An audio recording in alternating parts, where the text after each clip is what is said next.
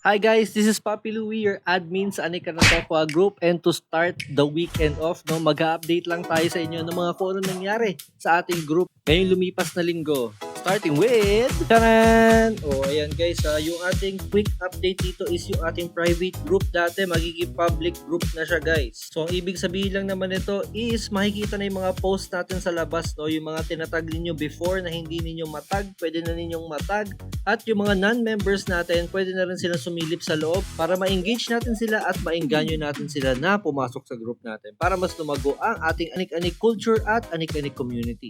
Yung mga daily flex natin na ginagawa ninyo, yung mga tote bag Tuesdays natin, inayos na rin natin yan, pinaganda natin. Build it Wednesdays. Sa ibang video na lang natin i-deep dive to guys, ha? By the way guys, ito pa pala importante sa security ng ating group, no? Tinanggal na po namin ang anonymous participation natin, no? So hindi na kayo pwede maglagay ng mga nickname ninyo at maging anonymous dahil may mga nagbebenta po sa atin dito na anonymous sila at hirap na hirap din po yung ating mga group members na mag-check kung legit ba kayo or hindi. Tapos kung if ever naman po na meron kayo makitang mga post na hindi niyo gusto or nakalabag sa ating rules, nakita niyo naman group rules natin, di ba? Pwede niyo po sila i-report. Punta lang po kayo sa 3 dots na ganyan. Tapos lagay niyo dyan, report post to group admins. Makikita naman po namin yan.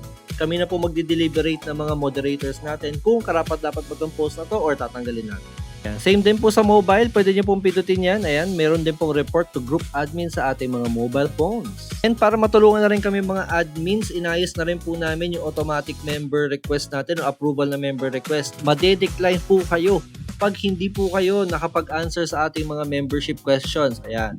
Tapos kung wala rin po kayo profile picture, made-deny na kayo dyan. And kung hindi po kayo magsagot sa ating mga group rules tsaka sa group questions. And lastly, dito makikita ninyo guys, no, kung kayo ay may Facebook profile na bago, no, 1 year or less, hindi po kayo matatanggap. Automatic po kayo made-deny dito sa ating group. At hindi tayo mapasukan ng mga scammer. Although hindi natin mapipigilan yung mga yan, no, pero gagawin natin lahat ng paraan para ma-secure kayo dito sa ating group.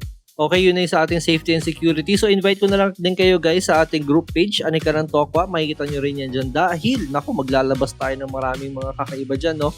Kahapon lang nilabas na ni Papi Louie ang ating theme song ng Anika ng Tokwa. O, pakinggan nito guys. O, medyo quick snippet lang to ng ating theme song. Anika ng Tokwa. Anika ng Tokwa. Oh yeah. Sarap mong mabuksan, parang gift na tagal ng inaabangan. Anika ng Tokwa, mapapali, hanggang sumasaya ang gabi. Oh, diba? Guys, panoorin nyo lang yan. Ay, pakinggan nyo lang yan doon sa ating group, no? Tapos guys, may ilalabas pa tayo by next week. May lalabas ko na tong ating bagong comic series na si Tokwa Reacts. Tingnan nyo naman, ito si Boy Tokwa. Si Girl Tokwa, nandyan lang din yan, no?